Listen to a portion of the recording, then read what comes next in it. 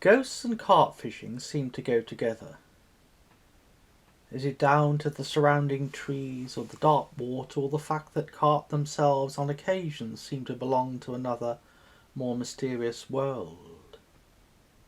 Redmire Pool is famously haunted, and not only by large fish. In recent years, carp fishers enjoying the peace of this celebrated pool have reported numerous incidents, particularly in the area known as the Oaks, or the Evening Pitch. Typically, the rigid tops of bivvies have been banged suddenly in the night by something, and some anglers have reported being held down on their bed chairs by an invisible presence, which may, after all, be no more than common sleep paralysis, a condition which is well known to medical science. As I understand it, sleep paralysis is a state where, on near awakening, the body is so relaxed it can sense its own considerable weight. Usually in a wide awake state, the brain edits out this information.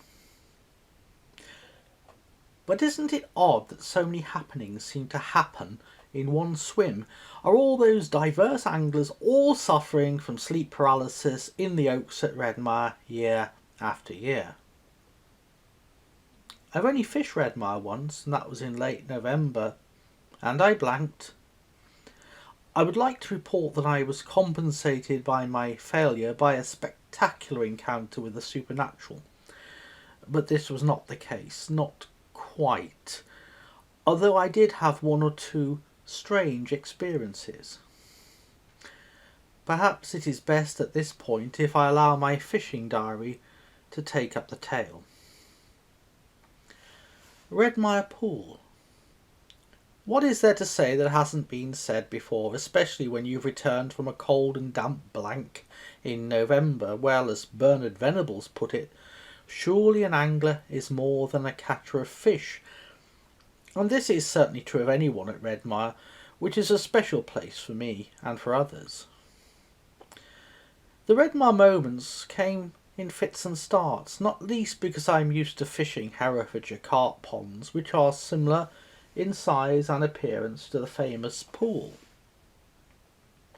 The first thing I had to overcome then was a sense of familiarity, not disappointment because I love farm ponds, but the sense that I had been there before, which wasn't the case, of course. This was my first time. I was pleased to note the water was nowhere near as stirred up as I'd been led to expect, staring out from the dam to that iconic scene, enhanced, I think, by the fallen oak which was still in the water then. I noticed how the water was a greeny brown, but peering into the margins I also noticed that I could see some way down, about 2 feet, and so I had to conclude that the visibility beneath the surface was still greater than many thought. I was fortunate on my visit to have the company of 3 splendid lads, Darrell and Paul, and they really helped to make the trip special for me. Derek was a Redmire veteran, and his optimism and enthusiasm when he shook my hand at the car park really helped to raise my spirits, despite the weather forecasts for deluges and more deluges. A forecast that turned out to be absolutely correct. Then came the moment to pick swims. I ended up going for the Willow, Walker's Pitch, mainly because I thought it might be a good swim for a wet night. Derek, Darrell and Paul were all on the east bank, and I effectively had the run of the west bank all the way up to number 1, which I fancied for stalking during the day. Paul went to Cranston's, the corner by the dam, and this proved to be an informed choice because he would leave Redmire with 2 20s and an 8 to his credit. He was the only angler to catch that weekend, a remarkable and well-deserved achievement. All this was ahead, however, as the rain began to fall, a heavy rain.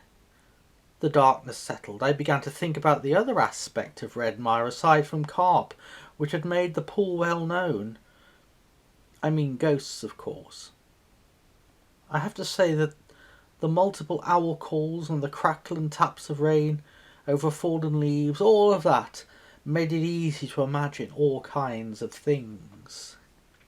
The leaves do crackle, and they can sound like approaching footsteps.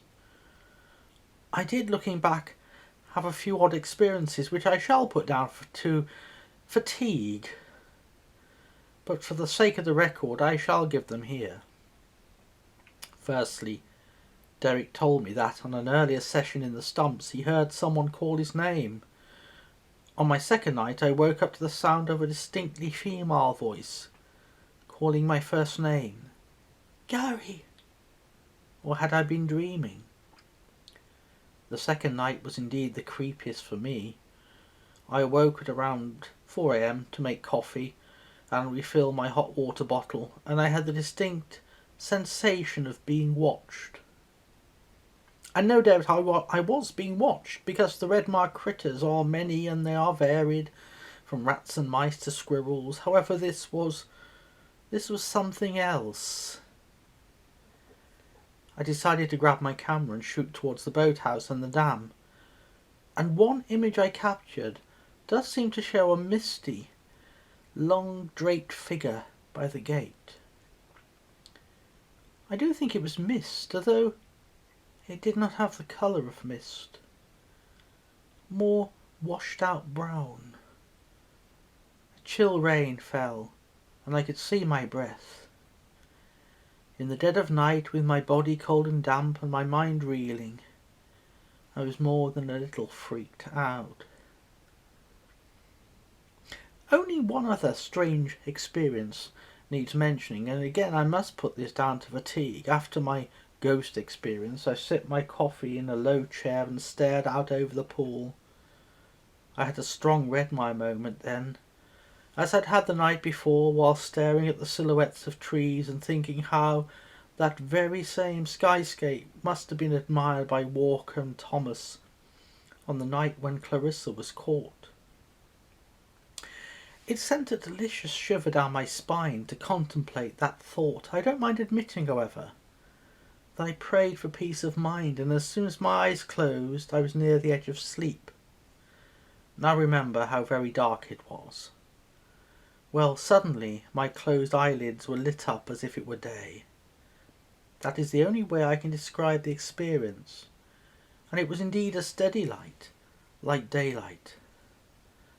I opened my eyes and it was still pitch black, but when I closed my eyes again, the same thing happened.